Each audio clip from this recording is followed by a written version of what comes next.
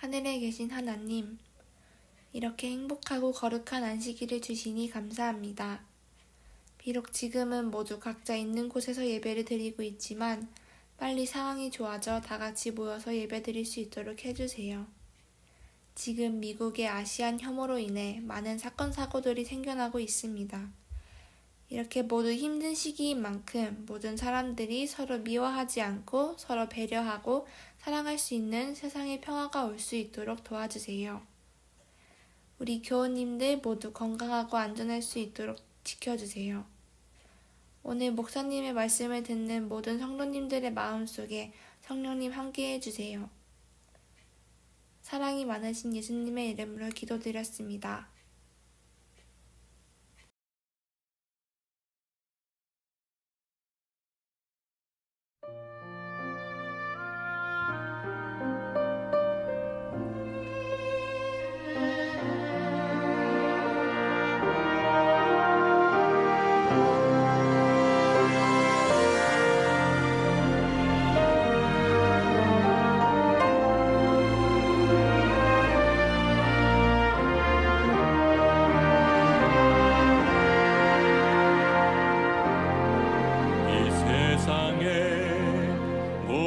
탄식이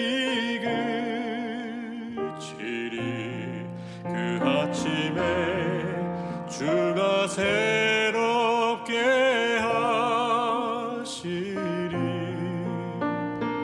어둠 속에 저주는 사라지고 두려움과 죄악은 소멸되리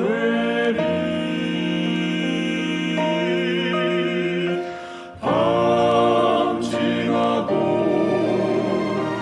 아침 오면 슬픔에 눈물 씻어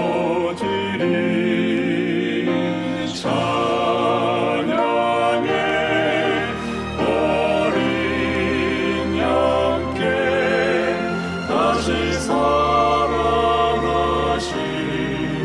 나의 구세주.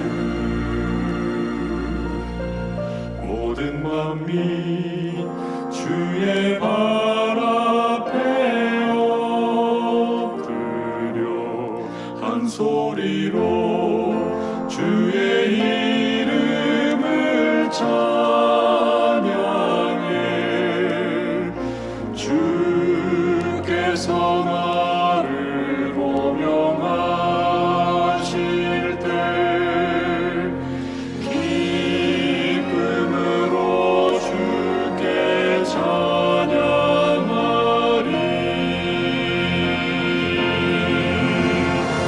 밤 지나고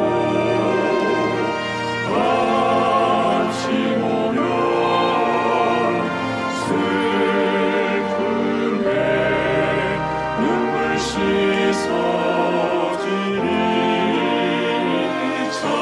찬양해 어린 양께 다시 살아나신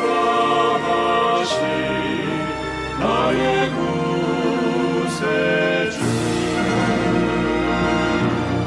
나를 위해 주가 예비한 근거서 그곳에서 주와 영원히 거하리. 밤 지나고 아침 오면 슬픔에 눈물 씻어지리. 찬양해 어린 양께 다시 살아나신 나의 구세주. 다시 살아나신 나의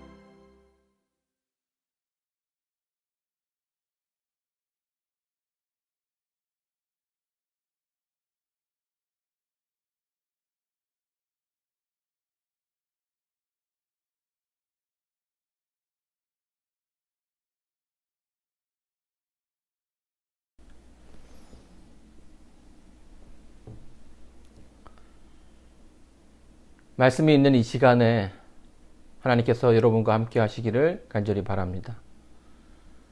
그러므로 하나님께서 저희를 마음의 정욕대로 더러움에 내어버려 두사 저희의 몸을 서로 욕되게 하셨으니 이는 저희가 하나님의 진리를 거짓 것으로 바꾸어 피조물을 조물주보다 더 경배하고 섬김이라.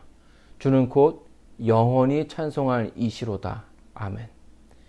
이를 인하여 하나님께서 저희를 부끄러운 욕심에 내어버려 두셨으니 곧 저희 여인들도 순리대로 쓸 것을 바꾸어 영리로 쓰며 이와 같이 남자들도 순리대로 여인 쓰기를 버리고 서로 향하여 음욕이 부릴 듯하며 남자가 남자로 더불어 부끄러운 일을 행하여 저희의 그릇 때문에 상당한 보응을 그 자신에 받았느니라. 실리콘밸리가 있는 샌프란시스코는 많은 사람들이 동경하는 세계적인 도시 중 하나입니다. 젊은 청년들이 오고 싶어 하는 곳이기도 하지만 또 높은 진입 장벽 때문에 정착률이 높지 못한 도시이죠. 제가 이곳에 와서 처음 샌프란시스코를 소개받았을 때에 들었던 말 중에 하나는 소돔과 고모라라는 말이었습니다. 부자 도시이고 깔끔하고 또 문화가 있는 도시이지만 방금 읽은 성경절에도 언급되어 있는 것처럼 동성애가 창궐한 도시로 유명한 곳이죠. 이 동성애 문제는 세상에서도 또 교회 안에서도 갈등이 첨예한 부분입니다. 한쪽은 드러내려 하고요, 또 다른 한쪽은 덮으려고 하죠. 동성애자들의 평균 연령은 50살 초반입니다. 미국 국립의료도서관 웹페이지 가운데 있는 논문 가운데 마약 남용, 매춘, 흡연만큼이나 위험한 동성애라는 논문이 있습니다. 카메론 박사가 그 가운데서 이런 말을 하죠. 동성 간의 성행위가 평균 수명을 24년 정도 짧게 한다. 동성애로 생기는 변실금이라는 질병이 있습니다. 이 질병은 배변을 자기의 의지대로 조절할 수 없는 질병입니다. 이 변실금은 사실 노인성 질환으로 분류가 되는데요. 최근에는 이 젊은 남성들 사이에서도 많이 발병하고 있다는 것이죠. 여러분, 코스코만 가더라도 확인할 수가 있습니다. 이 성인용 언더패드의 광고 모델이 점점 젊어지고 있습니다. 이 말은 동성애의 확산으로 변을 제대로 보지 못하는 이들이 많아지고 있다는 거죠. 이 변실금으로 인한 경과와 합병증을 이렇게 설명하고 있습니다.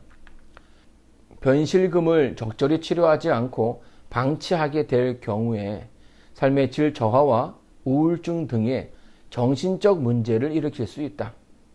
항문 피부 자극이 계속적으로 유발되어 항문 소양증 등이 발생할 수 있으며 항문 주변에 남아있는 대변으로 인해서 피부 감염, 방광염 등이 발생하기도 한다. 이런 질병은 정신적인 문제까지 연결되기 때문에 일반적인 생활을 못하게 만들 뿐만 아니라 자살로 이어지는 이들도 많다는 것이 일반적인 통계입니다. 자, 이 부분에서 왜 그들의 수명이 길지 못한 이유를 우리는 확인할 수가 있죠.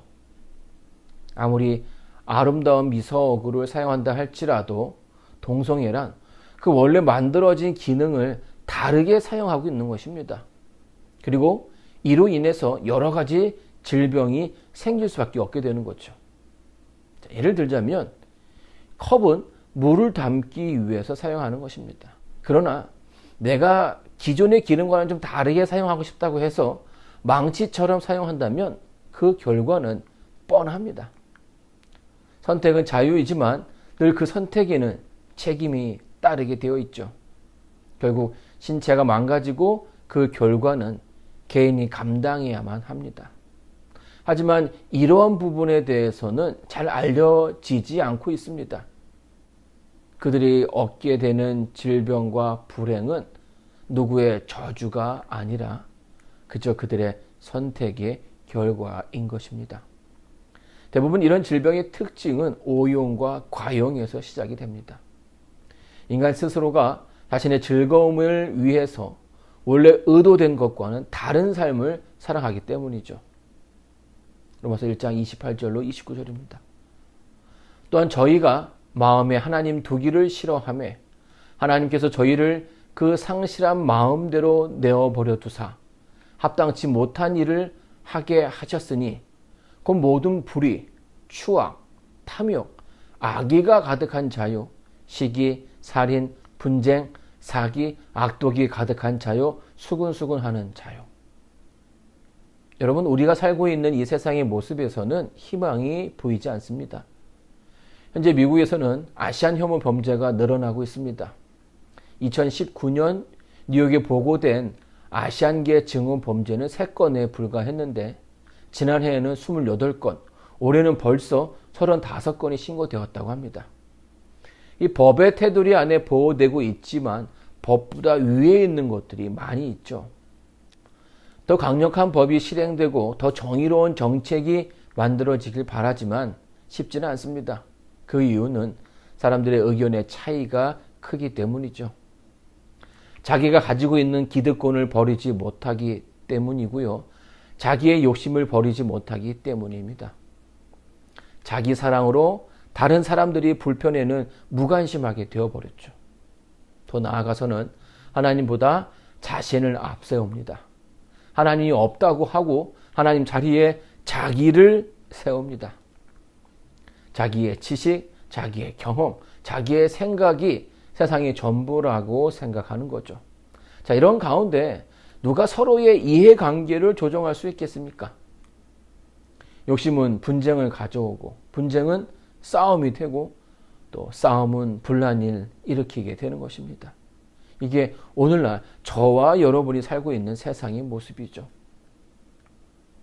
스스로 지혜 있다 하나 우준하게 되어 썩어지지 아니하는 하나님의 영광을 썩어질 사람과 금수와 버러지의 형상의 우상으로 바꾸었느니라. 그러므로 하나님께서 저희를 마음의 정욕대로 더러움에 내어버려 두사 저의 몸을 서로 욕되게 하셨으니. 결국 세상은 하나님을 그들의 삶 속에서 지워버리고 맙니다. 그리고 하나님의 뜻과는 무관한 다른 길로 가게 되는 것이죠. 스스로 지혜롭다고 하지만 하나님의 위치에 자기 자신을 둠으로써 더 큰 것을 보지 못하고 더 큰 것을 얻지 못하는 것입니다. 잃어버리게 되는 것이죠. 누군가는 삶이 더 좋아지고 있다라고 생각합니다. 인류는 발전하고 있다라고 말합니다. 그러나 정말 가슴에 손을 얹고 생각해 보시기 바랍니다. 정말 우리가 살고 있는 이 세상이 더 나아지고 있습니까? 진화하고 있습니까? 지구는요, 지금 스스로 멸망으로 치닫고 있습니다. 인간이 편리를 위해서 만든 플라스틱으로 인해서 이미 생태계는 망가지기 시작했습니다. 미세 플라스틱은 먹이 사슬에서 인간 바로 아래까지 영향을 미치고 있습니다. 또한 개발이라는 명목하에 브라질의 아마존 숲은 해마다 줄어가고 있습니다. 무조건적으로 그것을 막을 수는 없죠. 그러나 누구도 그것을 중지할 수 없다는 것이 문제입니다. 이미 인간이 만든 핵무기는 지구를 여러 번 죽이고도 남을 개수를 가지고 있습니다. 한 사람의 실수로도 지구는 쉽게 멸망할 수 있다는 말이죠. 왜냐하면 인간은 욕심의 존재이기 때문입니다. 더 쉽게 설명하자면 지금으로부터 약 10년 전 일본의 미야기현과 이와테현 등 일본의 동북부 지역에 리히터 9.0의 지진이 발생하였습니다. 따라서 일본 지진은 리히터 7.0이었던 IT 지진보다 약 900배 더 강력하며 1945년에 투하되었던 히로시마의 원자폭탄의 2700배에 해당하는 위력이었습니다. 2011년 7월 당시 사망자 및 실종자의 수가 2만여 명, 피난민이 10만여 명으로 추상되고 있습니다. 그리고 그 피해액은 천문학적이죠. 문제는 이 지진이 자연재해로만 끝나지 않았다는 것입니다. 거대한 쓰나미가 덮치면서 후쿠시마 원자력 발전소에 문제가 생기게 됩니다. 전기 공급이 중단되었고요. 냉각수 공급에 차질이 생기면서 이 원자로의 수속 폭발이 이어졌습니다. 결국 방사능 누출이 시작되었고 전 세계는 그 방사능 공포에 떨고 있습니다. 그리고 이 공포는 아직도 진행 중이죠. 자, 왜냐하면 왜 진행 중이라고 설명하자면 2018년에 일본의 원자력 규제위원회가 이 방사능 물질로 뒤덮인 오염수를 바다에 방출할 것을 허용했다라는 것입니다. 그동안 잘 모아둔 오염수를 더 이상 저장할 곳이 없게 되자 재정적으로도 부담을 느꼈던 일본은 이제 그것을 바다로 방출하겠다라고 이야기하는 것이죠. 물론 그들이 기준을 지켜서 방출하겠다라고 이야기하지만 그 말을 믿는 사람이 누가 있을까요? 인류가 발전을 거듭하고 있다고 말을 합니다. 그러나 그렇게 변해도 가난과 기아의 문제를 해결하지 못했습니다. 왜냐하면 인간의 욕심의 문제를 우리는 해결하지 못했기 때문입니다. 우리는 진짜 더 나아지고 있지 않습니다. 이것을 성경은 이미 예견하고 있습니다. 다니엘 2장의 신상이 그것을 얘기해 주죠. 이것을 이해하기 전에 먼저 연력학 법칙에 대해서 설명드리고자 합니다. 아인슈타인이 이런 말을 했습니다. 에너지 보존 법칙은 물리학 이론 중 내가 결코 뒤집히지 않을 거라고 확신하는 유일한 이론이다. 연력학 제1법칙은 에너지 보존의 법칙이라고도 불립니다. 운동에너지, 위치에너지, 열에너지 등 많은 형태의 에너지들은 갑자기 생기지도 않고요, 사라지지도 않습니다. 서로 모습을 바꾸어 나타날 뿐이지 열 에너지가 다른 에너지로 전환될 때에 이 전환 전후의 에너지의 총량은 항상 일정하게 보존된다는 것이 바로 에너지 보존의 법칙입니다. 에너지의 양은 변함이 없죠. 물이 위에서 아래로 떨어지는 것을 이용해서 우리는 수력 발전을 만듭니다. 위치 에너지를 운동 에너지로 바꾸는 것이에요. 근데 이 위치 에너지가 운동 에너지로 바뀔 때에 두 에너지의 총량은 같습니다. 하지만 여기에는 제약이 하나 있죠. 물이 항상 위에서 아래로 흐르지 아래에서 위로 흐르지는 않는다는 거예요. 물론 양수기를 돌려서 그렇게 할 수는 있지만 그렇게 한다면 또 다른 종류의 에너지가 필요하기 때문에 이 자체 에너지 변환을 설명할 수가 없습니다. 그래서 더 자세한 설명을 위해서 두 번째 법칙이 필요하죠. 에너지는 방향을 가지고 있다라는 거죠. 연력학 제2 법칙은 흔히 엔트로피 법칙이라고도 불립니다. 시간이 지날수록 무질서도가 높아진다는 것이죠.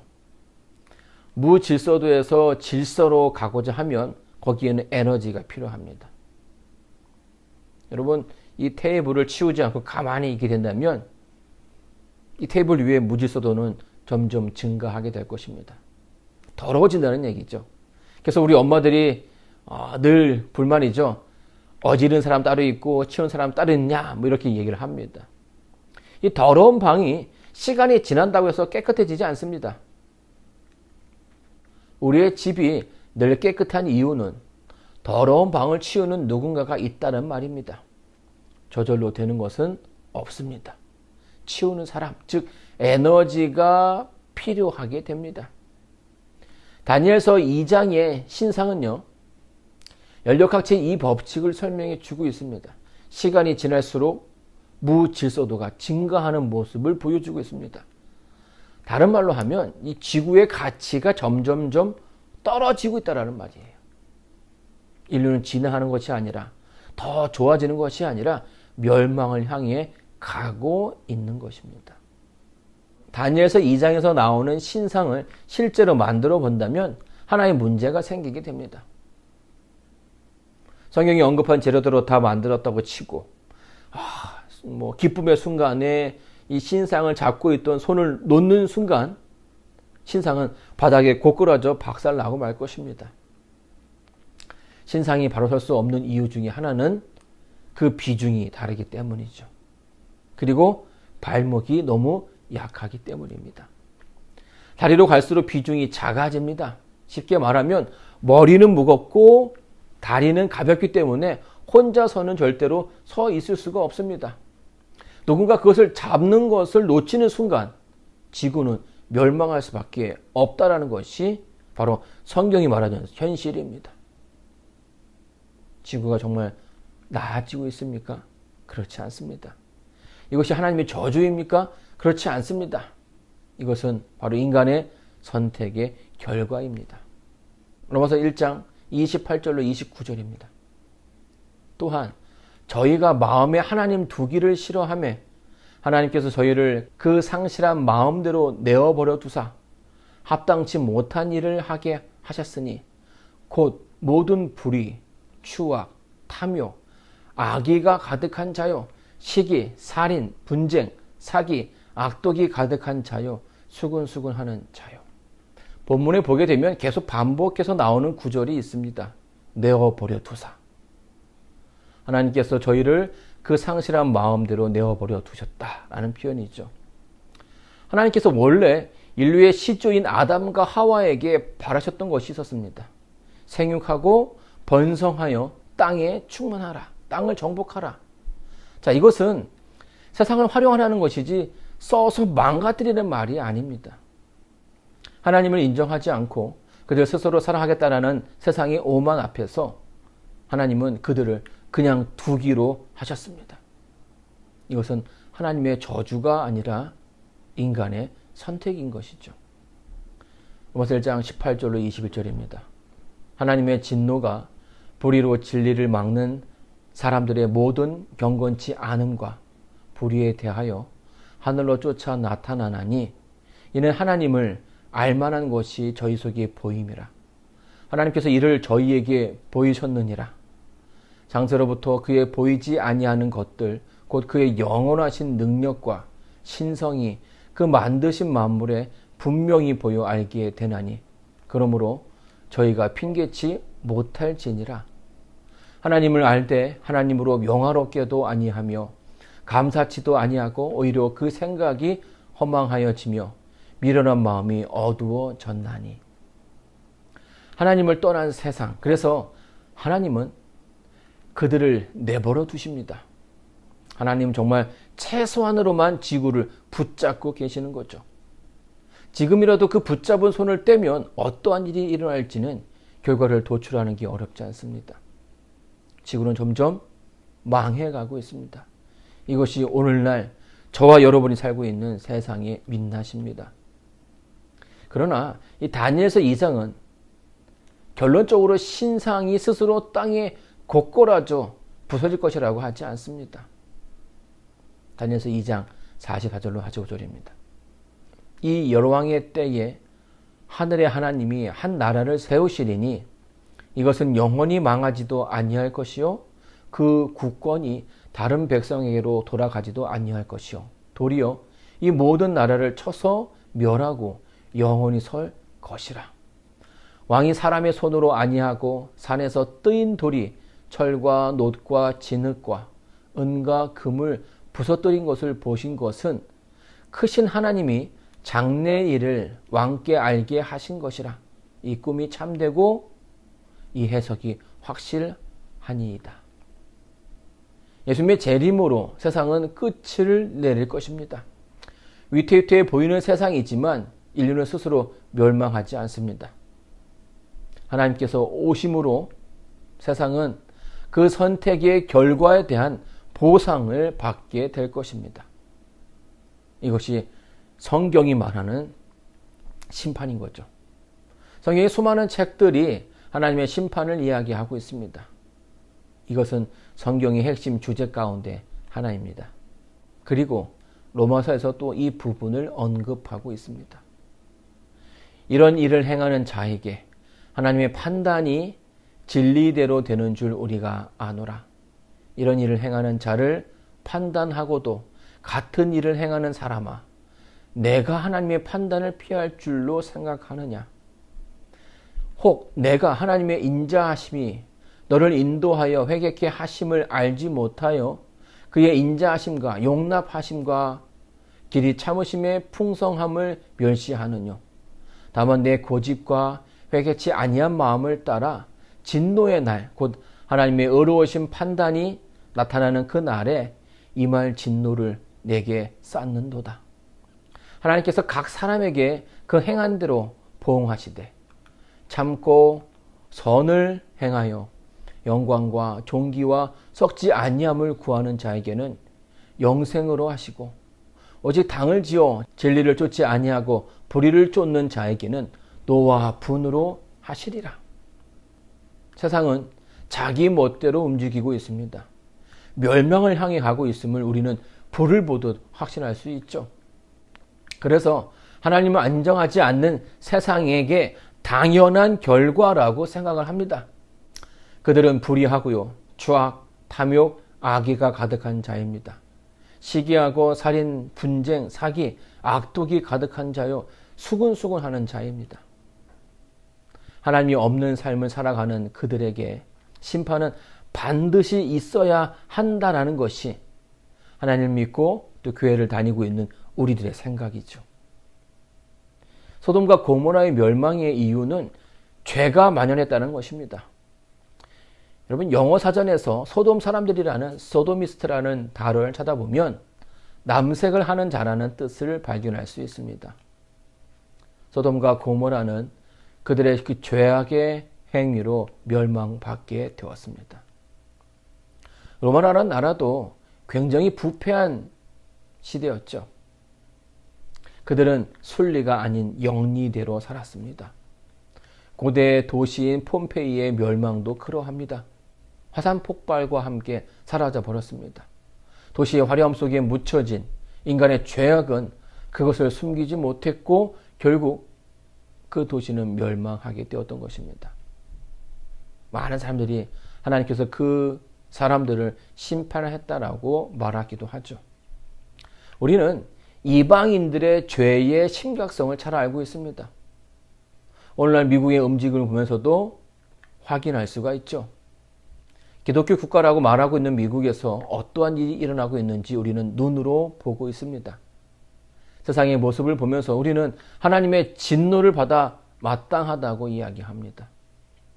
심판이 있을 것이라고 이야기하는 거죠. 그리고 마음 한켠에는 그들과 다른 우리의 모습의 안도의 모습이 어쩌면 조금은 우쭐대는 마음이 있을 수 있습니다. 우리는 그들과 다르다라는 거죠.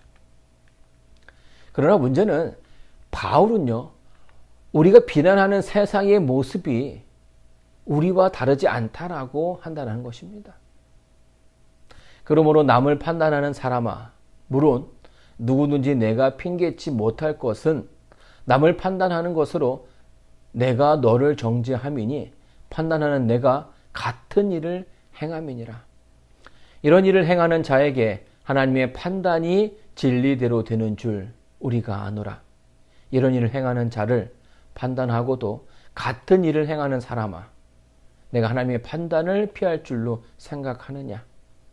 혹 내가 하나님의 인자하심이 너를 인도하여 회개케 하심을 알지 못하여 그의 인자하심과 용납하심과 길이 참으심의 풍성함을 멸시하느뇨.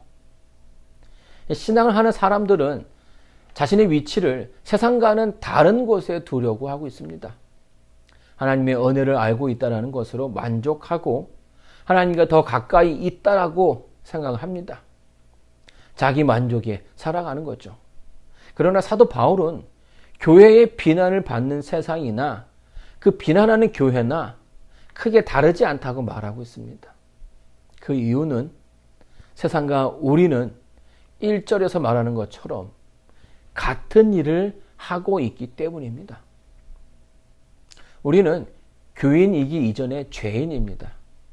단지 하나님을 가까이 안다라고 해서 하나님의 은혜로 자신의 그 죄를 회개하는 과정이 생략되어서는 안 되죠.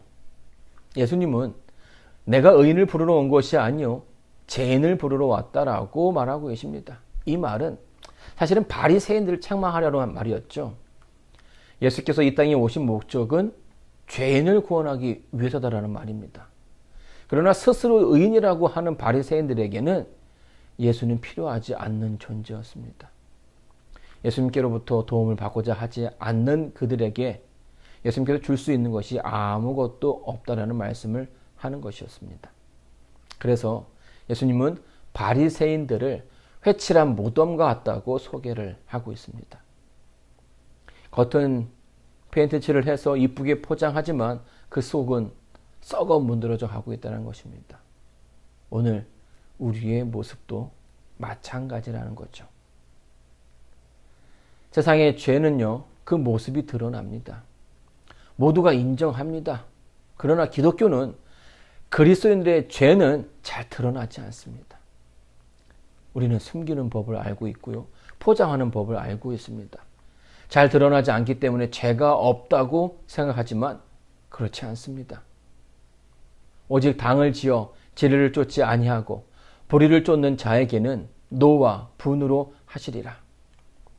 악을 행하는 각 사람의 영에게 환난과 곤고가 있으리니 첫째는 유대인에게요 또한 헬라인에게며 선을 행하는 각 사람에게는 영광과 존귀와 평강이 있으리니 첫째는 유대인에게요 또한 헬라인에게라.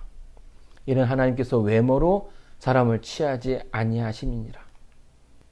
하나님 앞에 유대인과 헬라인은 모두 죄인입니다. 예수님 앞에 세상과 교회는 모두 구원의 능력이 필요한 존재들이죠. 이렇게 말하면 이 악이 난무하는 세상과 어찌 교회가 같냐고 궁금해하시는 분들이 계실지 모르겠습니다. 아무리 그래도 세상과 교회는 다르다라고 말하는 거겠죠. 하지만 세상과 교회의 죄된 모습은 같습니다. 왜냐하면 그 시작이 같은 곳에서 출발하기 때문이죠. 예를 들어 설명해 보겠습니다. 이 무좀은 난치병 가운데 하나입니다. 고치기가 꽤나 어렵다라는 말이죠. 특별히 3번째, 4번째, 5번째 발가락 사이에 있는 무좀은 다 나은 듯 하다가도 자주 재발됩니다. 그래서 의사들은 무좀을 없앨 때에 좀 더 많은 신경을 쓰라고 권합니다. 그리고 오랜 시간 동안 관리하라고 하죠. 갈라지고 짓무르고 냄새가 나고, 물론 요즘은 약들이 좋아져서 바르면 며칠 만에 그 표면에 있는 무좀들이 사라집니다. 그러나 이 피부의 표면이 깨끗해진다고 해서 해결되는 문제가 아니죠.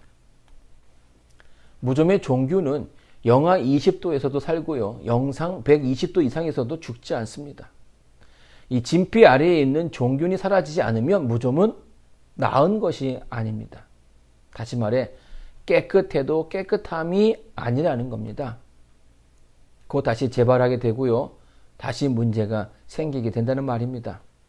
오히려 제대로 된 치료를 받지 않으면 약에 대한 내성이 생겨서 더 심해질 수가 있죠.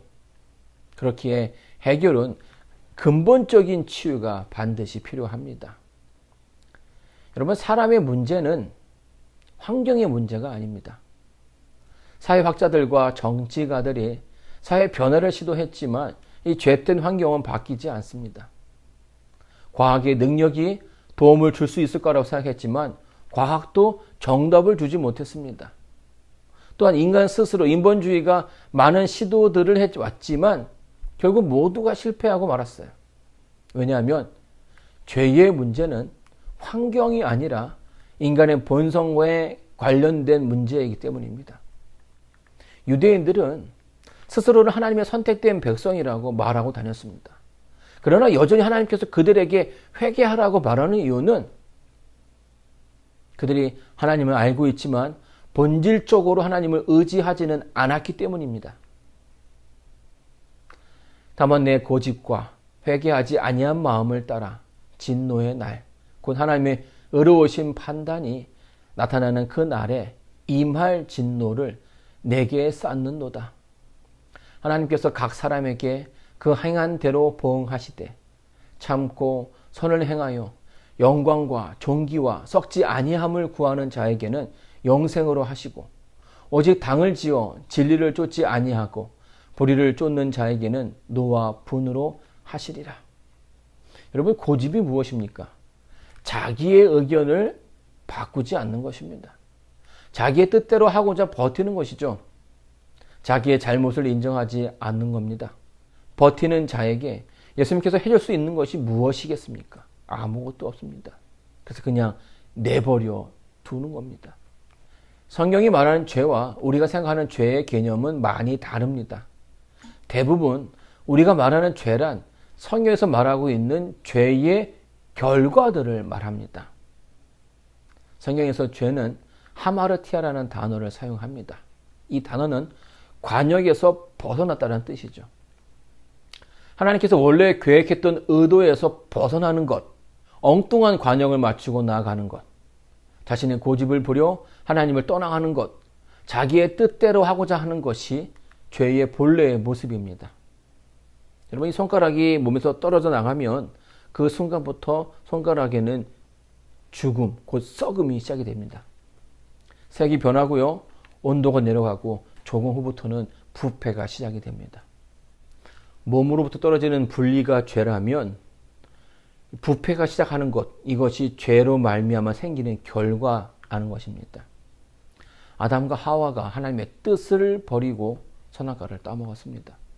이스라엘 백성이 하나님을 버리고 이방인들처럼 왕을 세웠습니다. 우리가 우리의 삶의 주인이 나라고 말하며 예수님으로부터 우리의 삶의 주인이 되지 못하게 만들었죠. 모두가 하나님을 떠났습니다. 유대인이건 이방인이건. 그래서 바울은 우리 모두를 죄인이라고 말하는 것입니다. 세상과 우리의 결말은 다를 수 없습니다. 물론 세상과 우리는 다릅니다. 우리에게는 자랑스러운 율법이 있죠. 그러나 율법은 우리에게 구원을 주는 것이 아니에요. 9절 13절입니다. 악을 행하는 각 사람의 영에게 환난과 곤고가 있으리니 첫째는 유대인에게요 또한 헬라인에게며 선을 행하는 각 사람에게는 영광과 존귀와 평강이 있느니라. 첫째는 유대인에게요 또한 헬라인에게라. 이는 하나님께서 외모로 사람을 취하지 아니하심이니라. 물은 율법 없이 범죄한 자는 또한 율법 없이 망하고 무릇 율법이 있고 범죄한 자는 율법으로 말미암아 심판을 받으리라. 하나님 앞에서는 율법을 듣는 자가 의인이 아니요 오직 율법을 행하는 자라야 의롭다 하심을 얻으리라. 유대인과 이방인의 결과는 같습니다. 이 율법이 없는 자는 율법이 없는 대로, 율법이 있는 자는 율법이 있는 대로 대우를 받게 되는 것이죠. 왜냐하면 율법은 우리에게 구원을 주시기 위해서 만들어진 것이 아니기 때문입니다. 우리는 율법을 통해서 예수님을 바라보게 됩니다. 율법이 없는 이들은 그들 가운데 계신 성령의 능력을 통해서 예수님을 바라보게 되겠죠. 그렇기 때문에 구원은 이 율법의 있고 없음의 차이가 만드는 것이 아니라 그것을 주신 하나님을 따르느냐 마느냐의 문제로 귀결됩니다.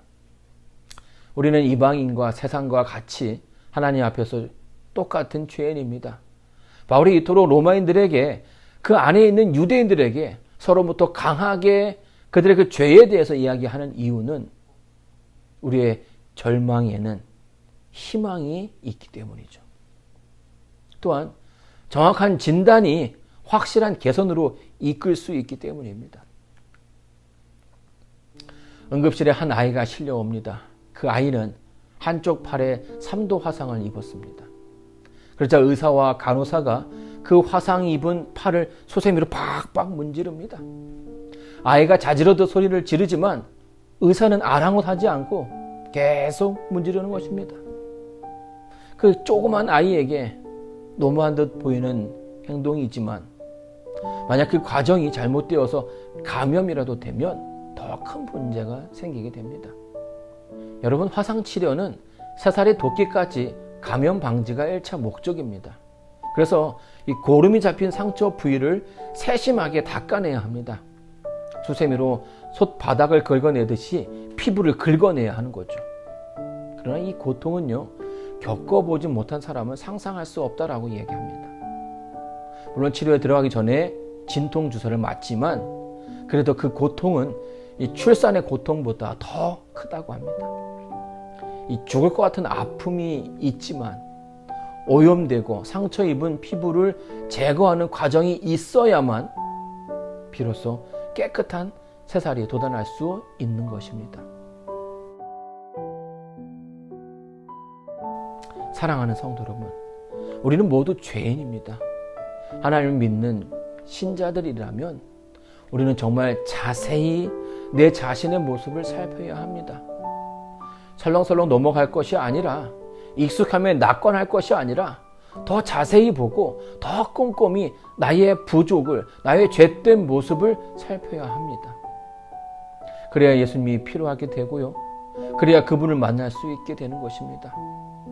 하나님을 믿노라 하면서 하나님의 뜻이 아닌 내 뜻대로, 내 마음대로, 내 성질대로 신앙을 해왔다면 이제부터는 바뀌어야 합니다. 그래야 여러분을 위해 하나님의 의가 옷 입혀질 수 있기 때문입니다. 그래야 여러분의 운명이 바뀔 수 있는 것입니다. 복음에는 하나님의 의가 나타나서 믿음으로 믿음에 이르게 하나니 기록된 바 오직 의인은 믿음으로 말미암아 살리라 함과 같으니라. 오늘 말씀을 마치겠습니다.